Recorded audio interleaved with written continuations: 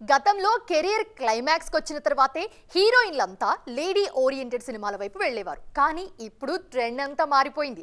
Career స్టార్టింగ్లోని అందాల భామలు cinema బాధ్యతలు భుజాన వేసుకుంటున్నారు. ఈ మధ్యే ఈ రూట్లోకి ఎంట్రీ ఇచ్చిన సంయుక్త మీనన్ తన అప్కమింగ్ సినిమా కోసం రిస్క్ చేసేందుకు కూడా రెడీ అంటున్నారు. భీమ్లా నాయక్ సినిమాతో తెలుగు ఆడియన్స్ కి పరిచయమైన సంయుక్త మీనన్ ప్రెజెంట్ తెలుగు మార్కెట్ మీదే ఎక్కువగా ఫోకస్ పెడుతున్నారు. తెలుగులో సినిమాల సెలక్షన్ విషయంలో జాగ్రత్తగా అడుగులు వేస్తున్న ఈ బ్యూటీ ఎర్లీ డేస్ లోనే బిగ్ డెసిషన్ తీసుకున్నారు. ఒక లేడీ ఓరియంటెడ్ సినిమాని ప్రారంభించిన సంయుక్త మీనన్ ఆ సినిమాకి స్వయంగా నిర్మాతగా కూడా వ్యవహరిస్తున్నారు.